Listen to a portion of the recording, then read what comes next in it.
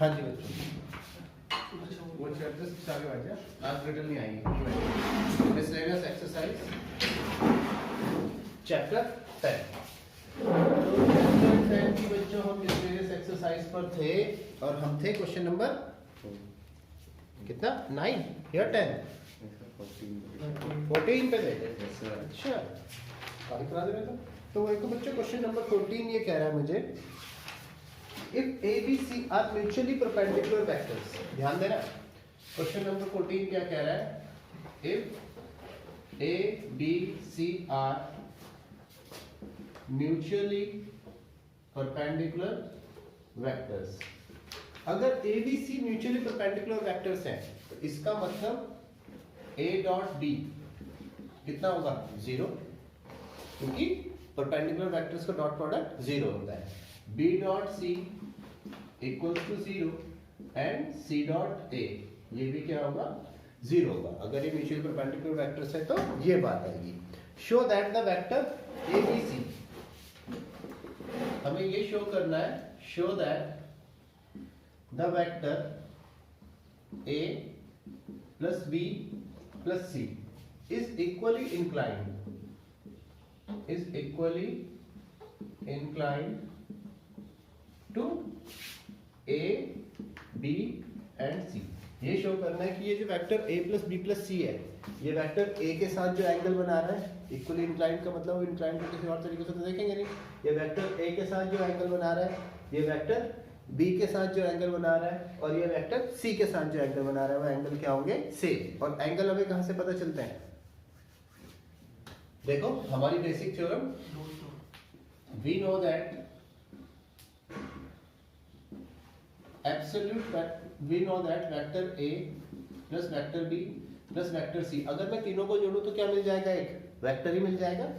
इसका product vector A के साथ क्या होगा, absolute value of A, absolute value of B, absolute value of C into absolute value of A into cos alpha या cos theta, कुछ भी लिख सकते हैं। यहाँ पे मैंने cos अल्फा लिख दिया। मेरी बात समझ में आ रही है? अब देखो इसको प्रोडक्ट करता हूं अंदर, डॉट प्रोडक्ट जब किया vector A into vector A, vector B dot vector A, vector C dot vector A, ये ऐसे ही रहेगा, absolute value of A, absolute value of B, absolute value of C and absolute value of A into cos alpha. मेरी बात समझ में आई? तो vector A dot vector A ये क्या होगा, 1 नहीं होगा, 0 भी नहीं होगा, वो क्रॉस प्रोडक्ट 0 होता है। ये होगा एब्सोल्यूट वैल्यू ऑफ A का स्क्वायर। याद आया? लेकिन सर उसमें तो 0 रहता है। हाँ तो यहाँ पे जहाँ पे बताया नहीं है वहाँ पे इसको ऐसे यूज करना है, एब्सोल्यूट वैल्यू ऑफ A का होल स्क्वायर। A का A के ही साथ प्रोडक्ट है ना जब, तो A और A तो एक ही डायरेक्शन में होंगे। मेरी बात समझ में नहीं आई भाई? अगर यूनिट वेक्टर I है और उसी डायरेक्शन में यूनिट वेक्टर I है तो या तो क्या होंगे वो एक दूसरे के पैरेलल, या फिर क्या होंगे एक दूसरे के ऊपर कोलिनियर, और इस केस में एंगल कितना होगा 0। तो ये हमेशा एब्सोल्यूट वैल्यू ऑफ A का होल स्क्वायर हो सकता है। समझ में आई बात?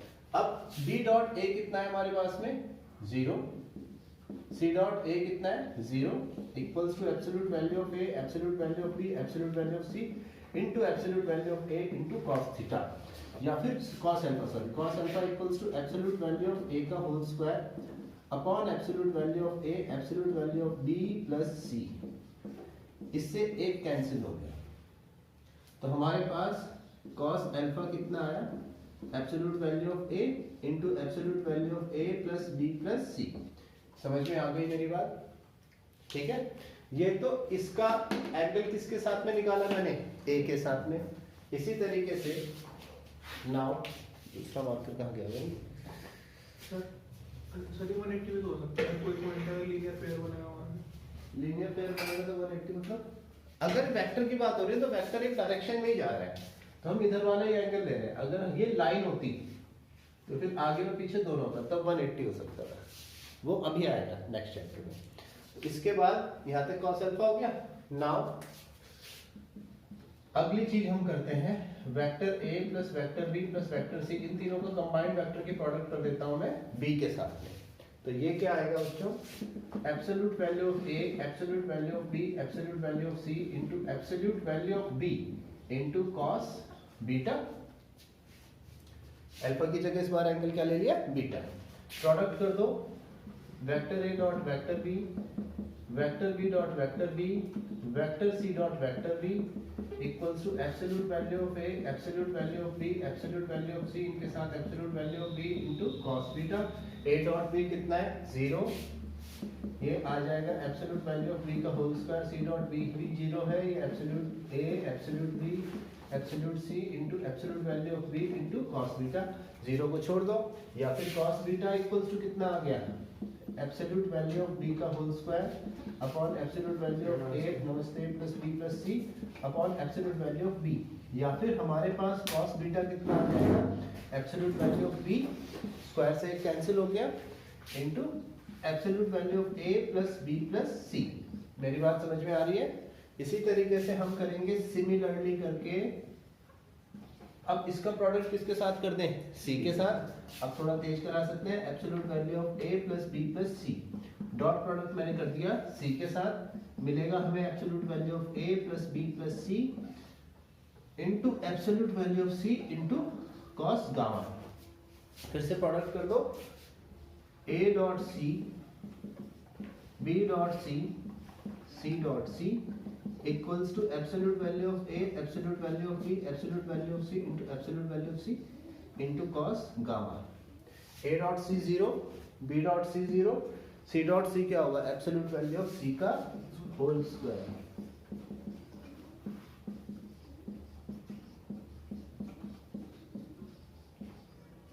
यहाँ से एक कट गया, या फिर हमारे पास में cos gamma equals to क्या आया बच्चों, absolute value of C upon absolute value of A plus B plus C।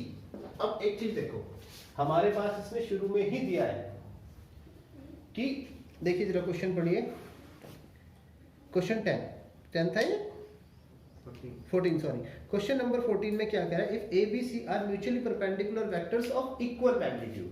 इस क्वेश्चन में हमें शुरू में ही गिवन है कि they are mutually perpendicular vectors of equal magnitude. तो if vector A, vector B and vector C are of equal magnitude,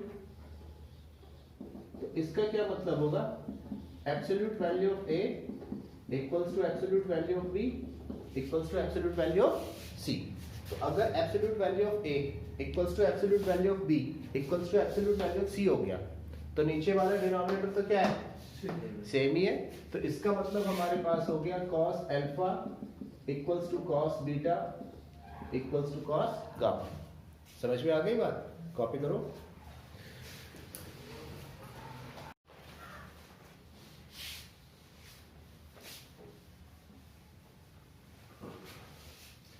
कल जो है आपको आना है 8:30 बजे, सब अपनी बुक भी लेके आएंगे, इस टॉपिक का टेस्ट होगा, देख लो। ऑनलाइन बोल रहा हूँ, रिकॉर्ड में रहेगा हमेशा, ठीक है? तो छुट्टी मत करना, सब लोग आना है। 8:30 बजे आना। किसी की कोई ट्यूशन है तो बता दो। हो सकती है, हो सकती है तो ग्रुप में बता देना। शाम को ही बता। अरे यार शाम को ना, संडे को करना नहीं चाहता मैं, पेपर भी बनाना है, पेपर से पे आगे पेपर बनाया नहीं।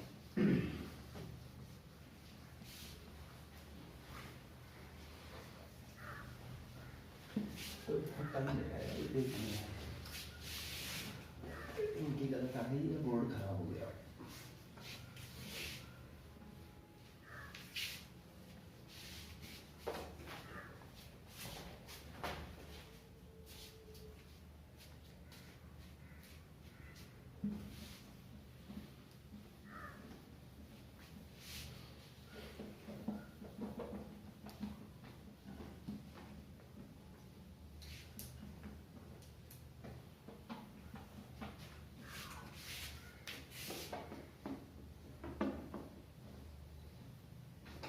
हाँ जी, इसके बाद देखो नेक्स्ट क्वेश्चन, क्वेश्चन नंबर 15।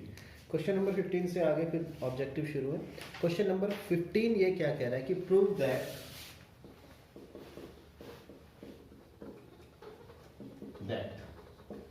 हमें क्या प्रूव करना है, वेक्टर a प्लस बी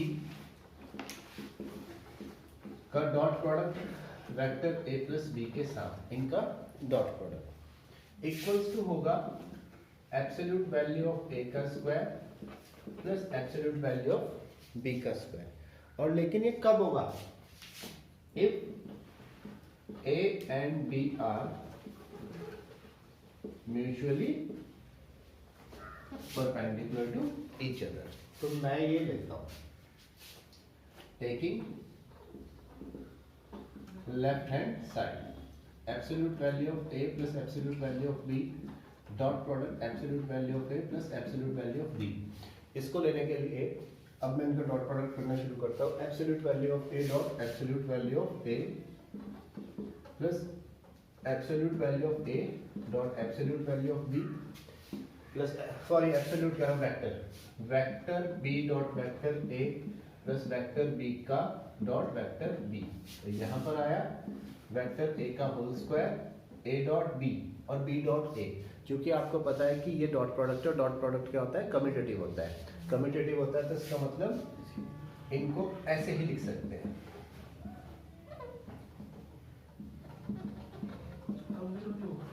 है बेटा क्या अभी बताएंगे। तो वेक्टर a का होल स्क्वायर क्या हो गया, absolute value of vector a का होल स्क्वायर, ये हो जाएगा 2 times into vector a into vector b, ये हो जाएगा absolute value of vector b का whole square. Now if vector a and vector b are mutually perpendicular, अगर vector a और वेक्टर b दोनों के दोनों म्यूचुअली परपेंडिकुलर है तो इसका मतलब है कि vector a dot vector b कितना होना चाहिए, यही तो होना चाहिए।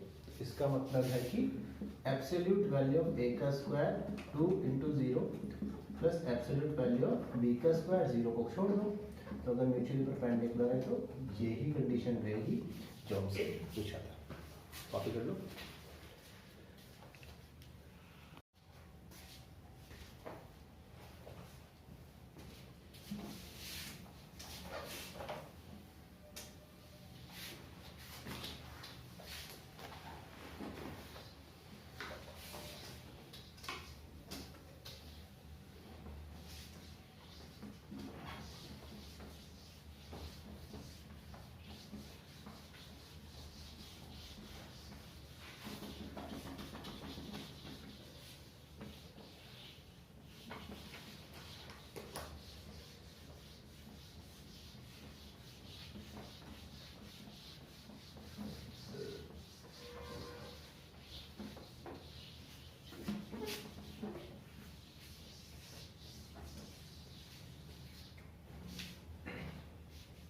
नेक्स्ट है क्वेश्चन नंबर 6। क्वेश्चन नंबर 6 क्या कह रहा है, if theta is the angle between two vectors a and b। ये क्या कह रहा है क्वेश्चन नंबर 16 में, if theta is the angle between two vectors a and b, दो वेक्टर्स a और b के बीच का एंगल है थीटा, देन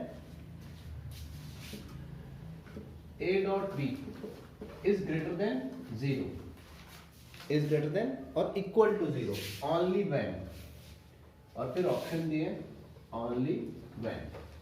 तो देखो ऑप्शन की तरफ चलते हैं, कैसे पता चलेगा। we know that, हाँ बेटा कमल, we know that vector a dot vector b equals to क्या होता है,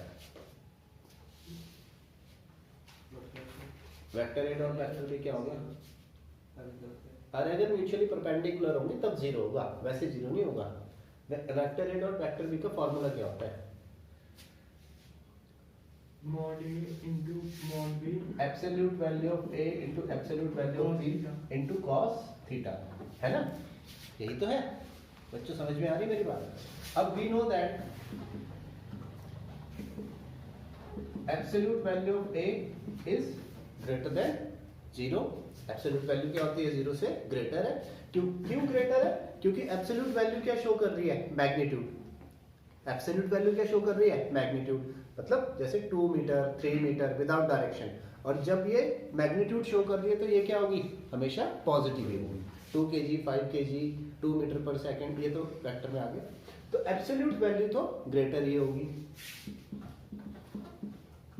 अब अगर cos थीटा भी ग्रेटर आ जाए, अगर cos थीटा भी ग्रेटर आ जाए तो सॉरी अगर cos थीटा भी पॉजिटिव आ जाए, अगर cos थीटा भी क्या आ जाए, पॉजिटिव, तो हमारा जो a डॉट b है वो क्या रहेगा, पॉजिटिव। या cos थीटा जीरो आ जाए तो a डॉट b क्या रहेगा, जीरो। मेरी बात समझ में आ रही है, तब जीरो से मल्टीप्लाई हो जाएगी।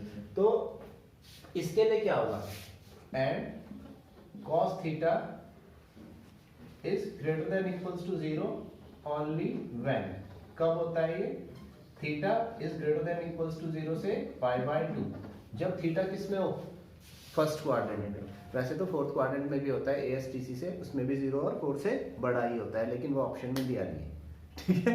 तो पॉजिटिव ग्रेटर से जीरो कब, थीटा जो है जीरो से बड़ा कब होगा, जब थीटा किसके बीच में हो, फर्स्ट क्वाड्रेंट में, क्योंकि फर्स्ट क्वाड्रेंट में सारी वैल्यू क्या होती है, positive. Absolute value of a हमेशा क्या होगा, positive. Absolute value of b क्या होगा, पॉजिटिव। अब फर्स्ट क्वाड्रेंट में या तो cos थीटा जीरो हो सकता है या क्या हो सकता है, पॉजिटिव।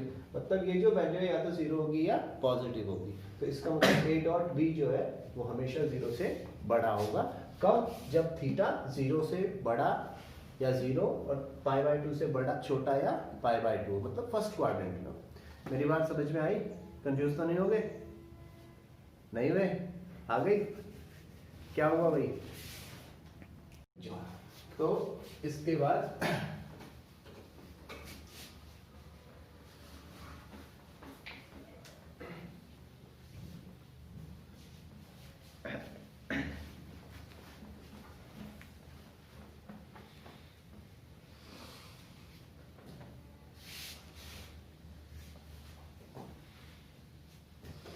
अब भाई कहीं क्वेश्चन गलत ना आ जाए, चिढ़ाना भी बड़ा गलत है। नेक्स्ट क्वेश्चन है क्वेश्चन नंबर 17। क्वेश्चन नंबर 17 क्या कह रहा है, late a and b be two unit vectors and theta is the angle between them। ये क्या कह रहा है क्वेश्चन नंबर 17 में कि late a and b be two unit vectors। अगर a और b दो यूनिट वेक्टर है तो इसका मतलब एब्सोल्यूट वैल्यू ऑफ a कितनी होगी, 1, और एब्सोल्यूट वैल्यू ऑफ b ये भी कितनी होगी, 1। इन दोनों के बीच का एंगल कितना है, theta. Theta is the angle between them, उनके बीच का एंगल क्या है, थीटा है। तो ये क्या कह रहा है, then a plus then vector a plus vector b is a unit vector. ये यूनिट वेक्टर कब होगा, कब होगा भाई ये यूनिट वेक्टर, इसके लिए ऑप्शन दिए मैं कि कब होगा, ठीक है। तो अगर ये यूनिट वेक्टर है, if absolute value, if vector a plus vector b is a unit vector, अगर ये एक यूनिट वेक्टर है तो इसका मतलब है कि इसकी जो एब्सोल्यूट वैल्यू है वो कितनी है, 1। इसकी एब्सोल्यूट वैल्यू है 1। अब मैं क्या करता हूँ, स्क्वायरिंग बोथ साइड्स कर डालता हूँ, स्क्वायरिंग बोथ साइड्स, ठीक है, कर दी। Absolute value of a plus absolute value of b का होल स्क्वायर, यहाँ आ गया 1 का स्क्वायर, या इसको absolute value of a plus absolute value of b का होल स्क्वायर, 1 का स्क्वायर 1, यहाँ पर आया एब्सोल्यूट वैल्यू ऑफ a का square plus absolute value of b का square 2 into absolute value of a into absolute value of b equals to 1। Absolute value of a का square ये क्या होगा, अंदर एक और एब्सोल्यूट लग जाएगा, एब्सोल्यूट वैल्यू ऑफ b का स्क्वायर अंदर एक और एब्सोल्यूट लग जाएगा। अच्छा, तो इसमें वैल्यू किसकी पूछी है, अरे एक मिनट, हाँ जी, थीटा को निकालना ना, एक minute, then a plus b is a unit vector if, ठीक है, चलो यहीं तक चल रहा है, कोई बात नहीं। Vector a into vector b equals to 1। Absolute value of a कितनी दी है यहाँ पे, 1।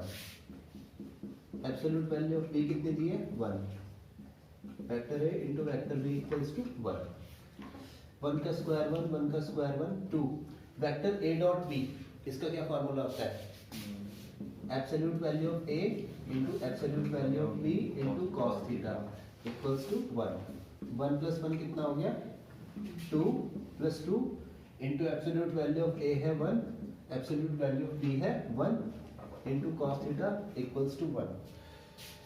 तो फिर से हमारा जो बनेगा absolute value of 2 plus 2 cos theta equals to 1, या फिर absolute value of 2 plus absolute value of 2 cos theta equals to 1, यहाँ पर 2 आया प्लस 2 कॉस थीटा, इसे एब्सोल्यूट वैल्यू में लेके चलेंगे इक्वल्स टू 1 आया, या 2 cos theta equals to 1 plus कर तो माइनस का 2 कॉस थीटा इक्वल्स टू -1, या कॉस थीटा इक्वल्स टू आएगा -1/2। अब कॉस थीटा नेगेटिव दो क्वाड्रेंट पे आता है, एक तो थर्ड क्वाड्रेंट पे और एक सेकंड क्वाड्रेंट, है ना, सेकंड और थर्ड दो क्वाड्रेंट पे आता है।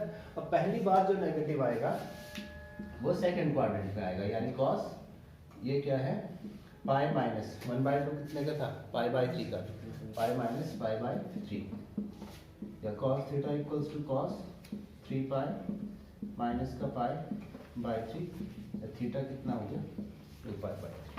कॉपी करो। नेक्स्ट देखो क्वेश्चन नंबर 17 के बाद टाइम देख लो जरा।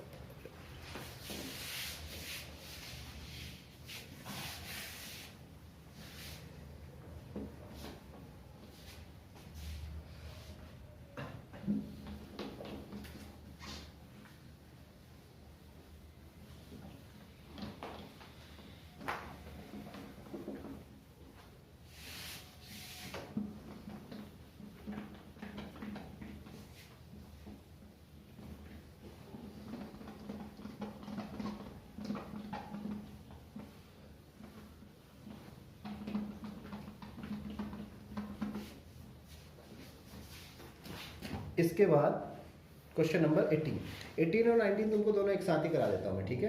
क्वेश्चन नंबर 18 ये है, तो इसमें तो सीधा डायरेक्ट इसकी वैल्यू ही निकालनी है। यह है आई डॉट जे क्रॉस के plus J dot I cross के प्लस के डॉट आई क्रॉस जे, इसकी वैल्यू को निकालना है। अब मेरे पास में अगर हम देखें तो ये एक आई जे के है, मैंने तुम्हें बताया था याद रखने के लिए आई जे और के कि इनकी क्रॉस प्रोडक्ट किस टाइप से होगी। तो I dot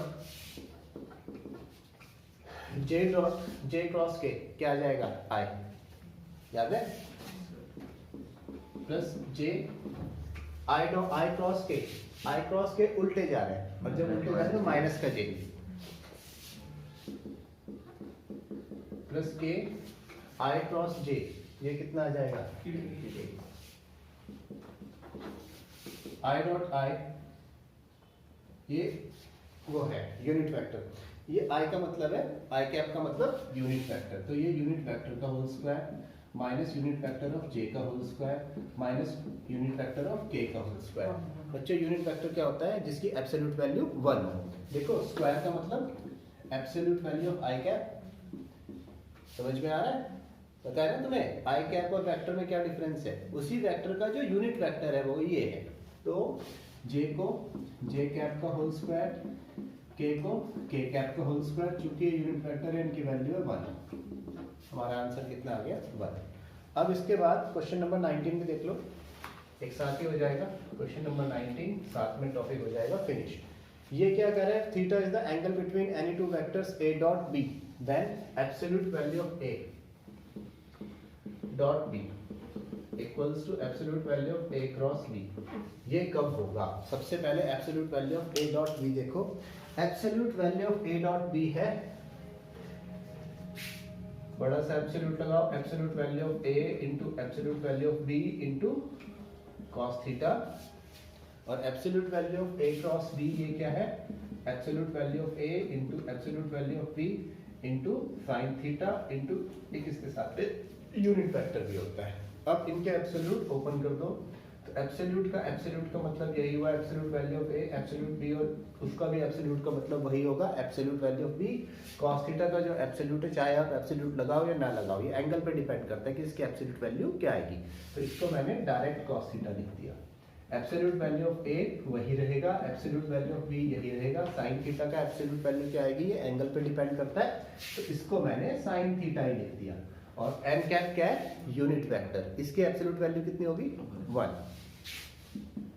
absolute value a से b से cos theta equals to sin theta, या 1 इक्वल्स टू क्या आ जाएगा tan theta equals to tan π/4। तो यहाँ से जो हमारा थीटा आएगा π/4 आ जाएगा। ये आज बच्चों फिनिश्ड।